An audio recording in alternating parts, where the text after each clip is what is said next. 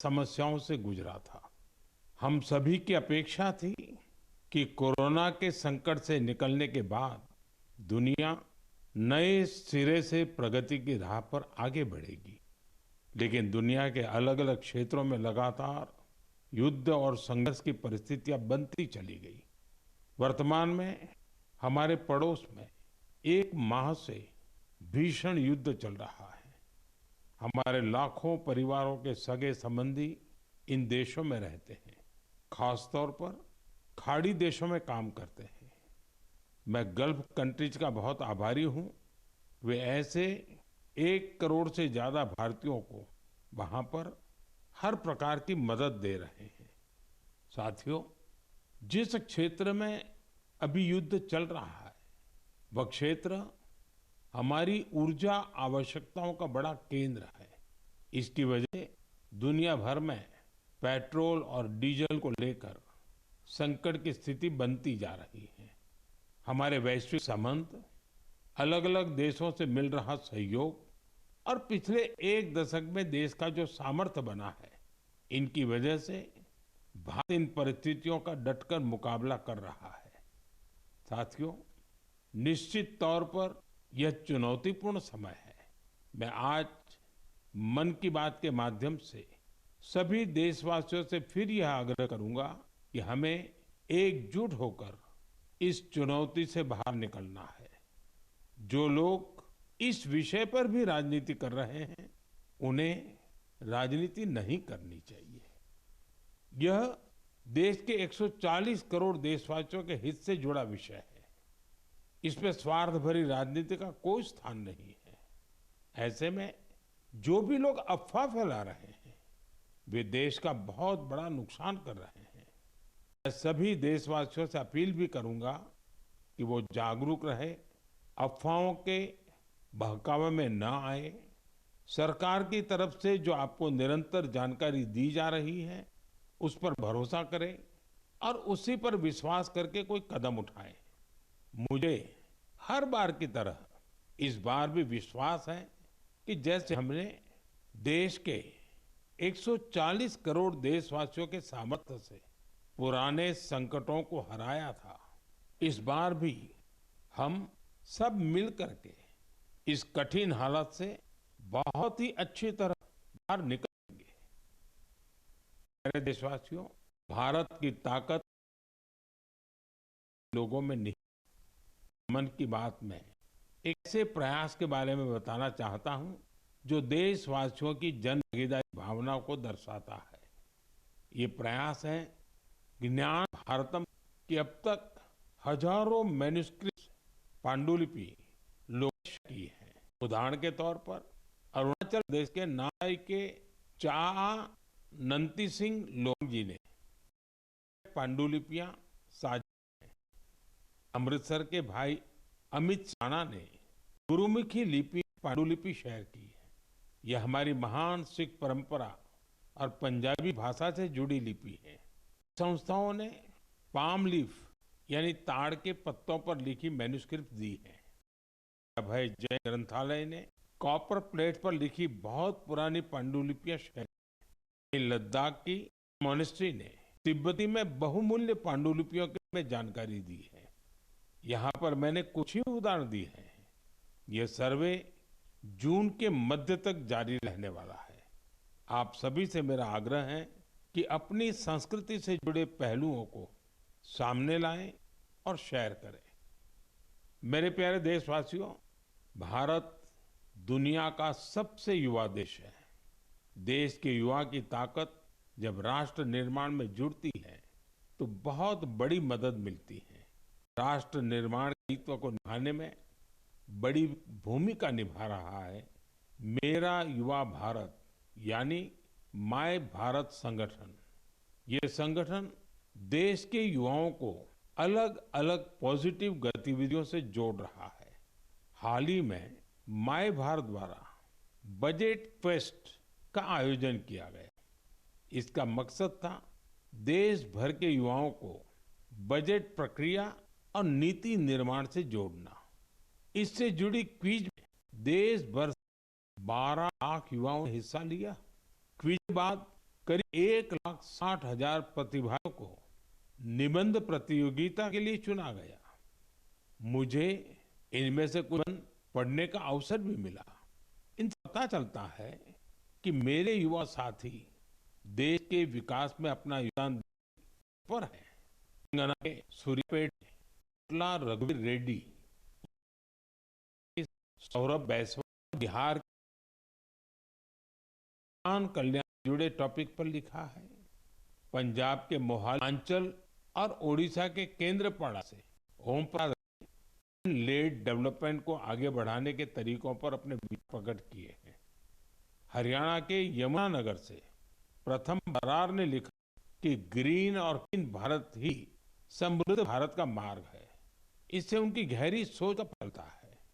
दिल्ली में शंख गुप्ता का सुझाव है कि ग्रामीण क्षेत्रों में खेल प्रतिभाओं की पहचान के लिए और अधिक प्रयास होने चाहिए। हमारे युवा साथियों ने स्किल और ई बिजनेस पर भी अपने विचार साझा किए हैं। मैं उन सभी युवाओं की सराहना करता हूं जो अपने आइडियाज शेयर कर रहे हैं। ये विचार देश को आगे ले जाने में बहुत अहम है। मेरे प्यारे देशवासियों, देश भर के क्रिकेट फैंस के लिए जोश और उत्साह वाला रहा है। जब भारत ने T20 वर्ल्ड कप में ऐतिहासिक जीत दर्ज की तो देश में हर तरफ खुशी की लहर दौड़ गई। अपनी टीम की शानदार सफलता पर हम सभी को बहुत गर्व है। पिछले महीने के आखिर में कर्नाटका के हुबली में एक बहुत ही रोचक मुकाबला देखने को मिला। इस मुकाबले को जीतकर जम्मू कश्मीर की क्रिकेट टीम ने रणजी ट्रॉफी को अपने नाम कर लिया। सबसे खुशी की बात है कि करीब 7 दशकों के लंबे इंतजार के बाद इस टीम ने अपना पहला रणजी खिताब हासिल किया। यह अभूतपूर्व सफलता खिलाड़ियों के कई वर्षों के निरंतर प्रयासों का परिणाम है। टीम के कप्तान पारस डोगरा ने अद्भुत कौशल दिखाया। अपने नेतृत्व से इस जीत में उन्होंने आज देश में कश्मीर के गेंद आकिब के प्रदर्शन की भी चर्चा हो रही है। इन्होंने रणजी 60 विकेट लिए हैं। इस जीत से टीम के खिलाड़ी और कोचिंग स्टाफ के साथ साथ जम्मू कश्मीर के लोग बहुत रोमांचित हैं। क्रिकेट के मैदान में इस शानदार प्रदर्शन के बाद वहां के युवाओं में खेलों के प्रति उत्साह और बढ़ा है। आने वाले समय में यह कई युवाओं को स्पोर्ट्स को अपनाने के लिए प्रेरित करेगा। जम्मू कश्मीर के लोगों में खेलों को लेकर गजब का जज्बा रहा है। मुझे खुशी है कि अब यह बड़े खेल आयोजनों का हब भी बनता जा रहा है। खेलो इंडिया विंटर गेम्स के लिए गुलमर्ग तो पहले ही अपनी पहचान बना चुका है। फुटबॉल जैसे स्पोर्ट्स भी यहाँ के युवाओं के बीच काफी लोकप्रिय है। मुझे आशा है कि आने वाले समय में जम्मू कश्मीर के खिलाड़ियों की जीत का यह सिलसिला यूं ही जारी रहेगा। मेरे प्यारे देशवासियों, मैं अक्सर कहता हूं, जो खेलेगा वो खिलेगा। मुझे ये देखकर अच्छा लगा कि हमारे देश के युवा अब उन खेलों को भी खूब अपना रहे हैं जो पहले उतने लोकप्रिय नहीं थे। उत्तर प्रदेश के प्रतिभाशाली एथलीट गुलवीर सिंह ने ऐसे ही एक खेल में कमाल कर दिखाया है। उन्होंने कुछ ही हफ्ते पहले न्यूयॉर्क सिटी हाफ मैराथन में तीसरा स्थान हासिल कर इतिहास रच डाला।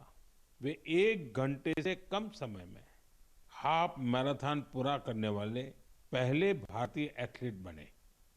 स्क्वॉश खिलाड़ी बेटी अनाहत सिंह ने स्क्वॉश ऑन फायर ओपन का बड़ा अंतर्राष्ट्रीय खिताब अपने नाम किया। सिर्फ 17 साल की उम्र में उन्होंने ये सफलता हासिल की। इसके साथ ही वे पीएसए वर्ल्ड रैंकिंग में टॉप 20 में जगह बनाने वाली सबसे कम उम्र की एशियाई महिला खिलाड़ी बन गई है। मुझे अस्मिता एथलेटिक्स लीग की जानकारी भी मिली है। इसमें 8 मार्च को महिला दिवस के अवसर पर कई स्पोर्ट स्पोर्टिंग इवेंट्स का शानदार आयोजन किया गया। लीग में करीब 2 लाख बेटियों ने भागीदारी की।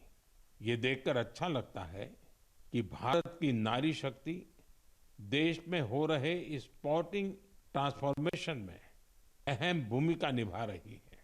साथियों, मेरा हमेशा से यह आग्रह रहा है कि आप सभी अपनी फिटनेस पर जरूर ध्यान दें। अंतर्राष्ट्रीय योग दिवस में अब 100 दिनों से भी कम समय बचा है। पूरी दुनिया में योग के प्रति आकर्षण भी लगातार बढ़ रहा है। अफ्रीका के जिबूती में अल्मिस जी अपने अरविंद योग सेंटर के जरिए योग को बढ़ावा दे रहे हैं। वे यहाँ की कई और जगहों पर भी लोगों को योग सिखाते हैं। आप में से कई लोगों ने इंस्टाग्राम कंटेंट क्रिएटर युवराज दुआ की पोस्ट पर मेरे से रिप्लाई को लेकर कमेंट्स किए हैं। उन्होंने मुझसे आग्रह किया था कि मैं उनके पिता से कहूं कि वे शुगर इंटेक कम करें। मुझे खुशी है कि मेरे अनुरोध का उनके पिता पर सकारात्मक प्रभाव पड़ा है। मैं आप सभी से आग्रह करूंगा कि आप भी शुगर इंटेक को कम करें और जैसा मैंने पहले भी कहा है, हमें खाने के तेल में 10% की कटौती भी करनी है। इन छोटे छोटे प्रयासों से आप मोटापे और लाइफस्टाइल से जुड़ी बीमारियों से दूर रहेंगे। मेरे प्यारे देशवासियों, एक पुरानी कहावत है, करत करत अभ्यास के जड़ मत होत सुजान। यानी जब हम निरंतर अभ्यास करते हैं तो उतनी ही ज्यादा बुद्धिमत्ता हासिल करते जाते हैं। लोग भी सबसे बेहतर तब सीखते हैं जब उनकी सक्रिय भागीदारी होती है। मुझे बेंगलुरु में शिक्षा से जुड़े एक यूनिक प्रयास के बारे में जानकारी मिली है। यहाँ एक टीम प्रयोग इंस्टीट्यूट ऑफ एजुकेशन रिसर्च चला रही है। टीम का रिसर्च प्रोजेक्ट पर विशेष फोकस है। यह टीम स्कूल लेवल पर साइंस एजुकेशन को लोकप्रिय बनाने में जुटी है। उन्होंने अन्वेषण नाम का एक प्रयोग किया है। इसके जरिए 9वीं से 12वीं क्लास तक के स्टूडेंट्स को केमिस्ट्री, अर्थ साइंसेस और वेलनेस जैसे क्षेत्रों में इनोवेशन करने का मौका मिलता है। इससे स्टूडेंट्स को रिसर्च का बहुत अच्छा अनुभव हासिल होता है। साथ ही अपने प्रोजेक्ट्स को करने का प्लेटफॉर्म भी मिलता है। साथियों, परीक्षा पे चर्चा के दौरान कुछ स्टूडेंट्स ने मुझे बताया था कि वे साइंस पढ़ना तो चाहते हैं, लेकिन उन्हें इससे डर भी लगता है। इस दिशा में प्रयोग की टीम का प्रयास बहुत ही सराहनीय है। यह पहल स्टूडेंट्स को साइंस के साथ जुड़ने और प्रैक्टिकली कुछ करके दिखाने का मौका देती है। जब हम किसी चीज को खुद करके देखते हैं तो जिज्ञासा और रुचि पैदा होती है। कौन जानता है कि मेरे युवा साथियों में ही कोई आने वाले समय का बेहतरीन साइंटिस्ट हो। साथियों, शिक्षा के माध्यम से अतीत को संरक्षित करने और भविष्य को तैयार करने का एक प्रयास नागा समुदाय भी कर रहा है। इस समुदाय के लोग अपनी आदिवासी परंपराओं का बहुत सम्मान करते हैं। वो इस पर गर्व तो करते ही हैं, साथ ही अपनी अप्रोच को आधुनिक भी रखते हैं। नागा ट्राइब्स में मोरुंग लर्निंग की एक पारंपरिक व्यवस्था थी। इसमें बुजुर्ग लोग अपने अनुभवों से युवाओं को पारंपरिक ज्ञान, इतिहास और लाइफ स्किल्स के बारे में बताते थे। समय के साथ यह सिस्टम अब मोरुंग कॉन्सेप्ट ऑफ एजुकेशन में बदल गया है। इसके माध्यम से बच्चों में गणित, ज्ञान जैसे में रुचि पैदा की जाती है। इसमें समुदाय के बुजुर्ग कहानियां, गीत और पारंपरिक खेलों के साथ लाइफ स्किल्स सिखाते हैं। इस तरह हमारा नागालैंड अपनी सांस्कृतिक विरासत को सुरक्षित रखते हुए बच्चों की शिक्षा को आगे ले जा रहा है। आपको भी अपने क्षेत्र में ऐसे प्रयासों के बारे में पता चले तो मुझे जरूर शेयर कीजिएगा। मेरे प्यारे देशवासियों, देश के कई हिस्सों में गर्मियों की शुरुआत हो चुकी है।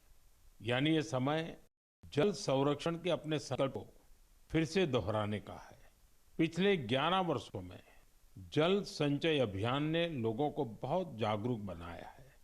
इस अभियान के तहत देश भर में करीब 50 lakh artificial water harvesting structure बनाए गए हैं। मुझे ये देखकर अच्छा लगता है कि अब जल संकट से निपटने के लिए गांव-गांव में सामुदायिक स्तर पर प्रयास होने लगे हैं। कहीं पुराने तालाबों की सफाई हो रही है, कहीं बरसात के जल को सहेजने के लिए प्रयास किया जा रहा है।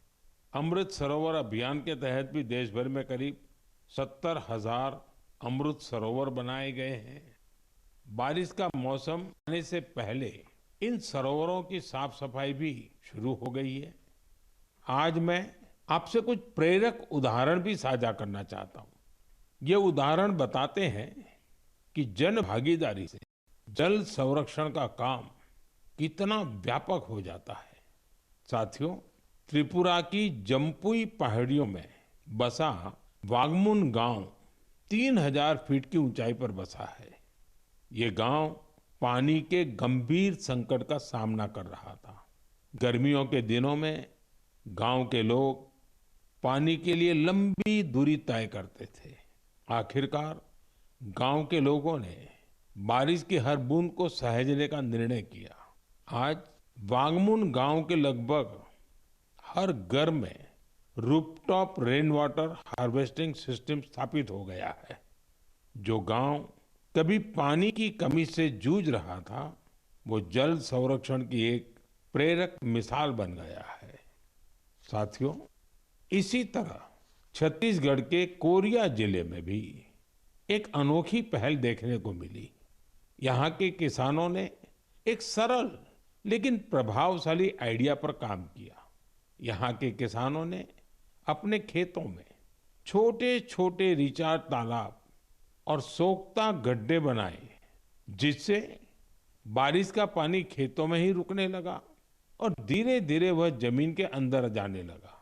आज इस क्षेत्र के 1200 से अधिक किसान इस मॉडल को अपना चुके हैं और गांव का ग्राउंड वाटर लेवल बहुत बेहतर हो गया है।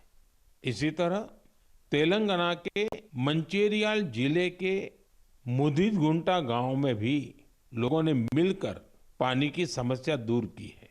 गांव के 400 परिवारों ने अपने घरों में सॉकपिट बनाया और वाटर कंजर्वेशन का जन आंदोलन बना दिया। इससे गांव का ग्राउंड वाटर लेवल बेहतर हुआ है। साथ ही प्रदूषित पानी की वजह से होने वाली बीमारियां बहुत कम हो गई हैं। मेरे प्यारे देशवासियों, हमारे मछुआरे भाई बहन सिर्फ समुद्र के योद्धा नहीं है, बल्कि वे आत्मनिर्भर भारत के एक मजबूत नींव भी है। वे सुबह होने से पहले समंदर की लहरों से जूझते हुए अपने परिवार के साथ साथ देश की अर्थव्यवस्था को मजबूती देने में जुट जाते हैं। ऐसे मेहनतकश मछुआरों का जीवन आज कई तरह से आसान बनाया जा रहा है। चाहे बंदरगाहों का विकास हो या मछुआरों के लिए बीमा, ऐसी कई पहल उनके बहुत काम आ रही है। हम जानते हैं कि समंदर में उनकी गतिविधियों को मौसम का रुख बहुत प्रभावित करता है। इसे देखते हुए टेक्नोलॉजी के जरिए भी उनकी पूरी मदद की जा रही है। मुझे बेहद खुशी है कि ऐसे प्रयासों से हमारा फिशरीज सेक्टर न केवल समृद्ध हो रहा है, बल्कि कुछ नया करने का जज्बा भी भर रहा है। आज फिशरीज और सीवीड के क्षेत्र में नए नए इनोवेशन हो रहे हैं और हमारे मछुआरे भाई बहन आत्मनिर्भर बन रहे हैं। ओडिशा के संबलपुर की सुजातयान जी एक गृहिणी थी, लेकिन वो करके अपने परिवार की और मदद करना चाहती थी। इसलिए कुछ वर्ष पहले उन्होंने हीराकुंड रिजर्वायर में फिश फार्मिंग शुरू की। शुरुआती दिन उनके लिए आसान नहीं थे। मौसम में होने वाले बदलाव, मछलियों ने का पंत और घर की जिम्मेदारियों के साथ संतुलन बनाने में जैसी कई चुनौतियां थी, लेकिन उनका हौसला था। केवल 2-3 वर्ष के भीतर उन्होंने अपने प्रयास को एक फलते फूलते बिजनेस में बदल दिया। आज उनकी सफलता समुदाय की महिलाओं के लिए उम्मीद की नई किरण बन गई। साथियों, लक्षद्वीप में मिनी कॉय की हावा गुलजार जी की कहानी हमारी माताओं बहनों की अद्भुत संकल्प शक्ति को सामने लाती है। दरअसल वे एक फिश प्रोसेसिंग यूनिट चलाती थी, लेकिन उन्हें लगा कि उनके पास एक अच्छा कोल्ड स्टोरेज हो तो वे और बेहतर कर सकती है। इसलिए उन्होंने कोल्ड स्टोरेज यूनिट लगाने का फैसला किया। आज यही उनकी ताकत बन चुका है। अब वे बेहतर प्लानिंग के साथ कारोबार कर पा रही है। साथियों, देश में आज हर तरफ ऐसे प्रयास हो रहे हैं जो प्रेरित करने वाले हैं। बेलगावी के शिवलिंग सतप्पा हुद्दार ने पारंपरिक खेती से अलग रास्ता चुना। इसके लिए उन्होंने एक पॉन्ड फार्म बनाया। इस कारोबार के लिए उन्हें ट्रेनिंग भी मिली। अब अपने पॉन्ड से मछलियों की बिक्री कर वे अच्छी कमाई कर रहे हैं। वहीं सीवीड की मांग को देखते हुए कई लोगों ने सीवीड कल्टीवेशन को भी अपनाया है। इसका उन्हें बड़ा लाभ भी हो रहा है। मैं एक बार फिर फिशरीज सेक्टर से जुड़े सभी लोगों की सराहना करता हूं। हमारी इकोनॉमी को सशक्त बनाने के लिए उनका प्रयास बेहद प्रशंसनीय है। मेरे प्यारे देशवासियों, जब समाज खुद आगे आता है तो छोटे छोटे प्रयास भी बड़े बदलाव की नींव बन जाते हैं। हमारे देश के अलग अलग हिस्सों में ऐसे कई उदाहरण सामने आ रहे हैं जो हमें यही सिखाते हैं। हाल ही में उत्तर प्रदेश के वाराणसी में एक प्रेरक प्रयास देखने को मिला। वहां एक ही घंटे में 2,51,000 से अधिक पौधे लगाए गए और एक नया गिनीज वर्ल्ड रिकॉर्ड बना। इस प्रयास की सबसे खास बात ये रही कि इसमें हजारों लोग एक साथ जुड़े। छात्र, जवान, स्वयंसेवी संगठन, अलग अलग संस्थाएं, सबने मिलकर इस काम को संभव बनाया। जन भागीदारी का यही स्वरूप एक पेड़ मां के नाम अभियान के दौरान भी दिखता है। इस अभियान के तहत देश भर में करोड़ों पेड़ लगाए गए हैं। साथियों, नागालैंड के चिजामी गांव से भी एक बहुत प्रेरक प्रयास सामने आया है। चिजामी गांव की महिलाएं मिलकर 150 से अधिक वैरायटी के पारंपरिक बीजों को सुरक्षित रख रही है। इन बीजों को एक कम्युनिटी सीड बैंक में संरक्षित किया जा रहा है, जिसे गांव की महिलाएं ही चलाती हैं। इनमें चावल, बाजरा, मक्का, दालें, सब्जियां और कई तरह की जड़ी बूटियां शामिल है। यह एक ऐसा प्रयास है जिसमें ज्ञान भी सुरक्षित है, परंपरा भी जीवित है और आने वाली पीढ़ियों के लिए एक मजबूत आधार भी तैयार हो रहा है। साथियों, आज जब दुनिया जलवायु परिवर्तन जैसी चुनौतियों का सामना कर रही है, तब ऐसे प्रयास हमें यह बताते हैं कि समाधान हमेशा कहीं दूर नहीं होता। कई बार हमारे अपने पारंपरिक ज्ञान और सामुदायिक प्रयास ही हमें सबसे मजबूत रास्ता दिखाते हैं। मेरे प्यारे देशवासियों, आज आप देश के किसी छोटे बड़े शहर में जाएंगे तो एक बदलाव आप जरूर नोटिस करेंगे। आपको बड़ी संख्या में घरों की छत पर सोलर पैनल लगे हुए दिखाई देंगे। कुछ साल पहले तक ये इक्का दुक्का घरों पर ही दिखता था, लेकिन आज पीएम सूर्यघर मुफ्त बिजली योजना का प्रभाव देश के कोने कोने में दिखने लगा है। इस योजना की वजह से गुजरात के सुरेंद्रनगर जिले की पायल मुजपरा के जीवन में बहुत बड़ा बदलाव आया है।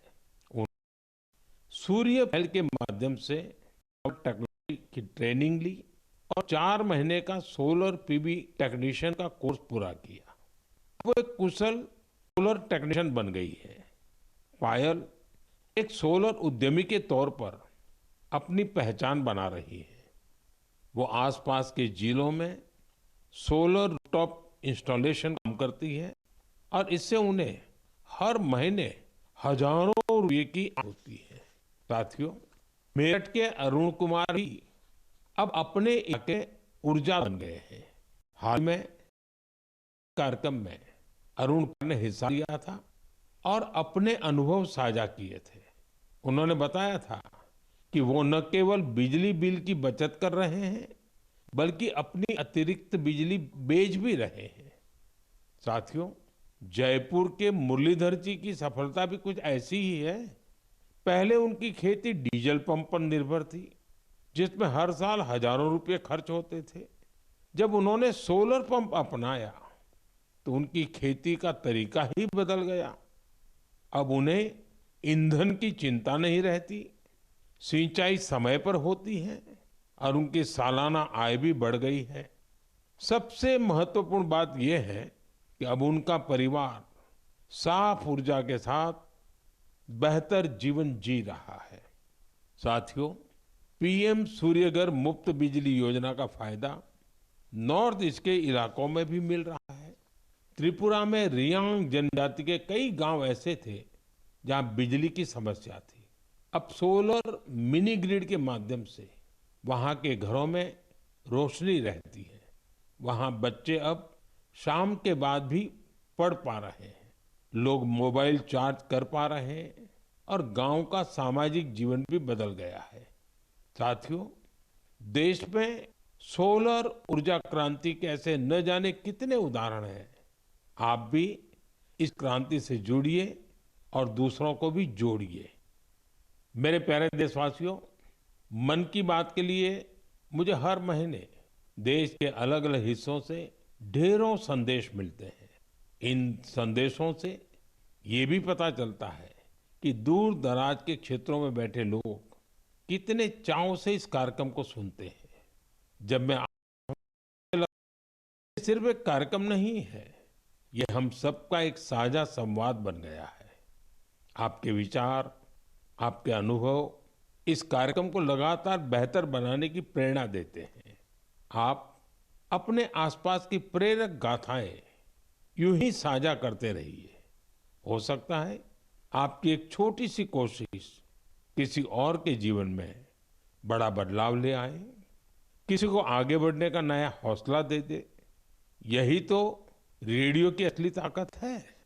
ये देश के अलग अलग कोने में बैठे लोगों का एक अगले ने फिर मिलेंगे, कुछ नए प्रेरक व्यक्तित्वों के साथ, कुछ ऐसे प्रयासों के साथ जो हमें आगे बढ़ने की नई ऊर्जा देंगे। तब तक आप अपना और अपने परिवार का ध्यान रखें, स्वस्थ रहें, खुश रहें। बहुत बहुत धन्यवाद।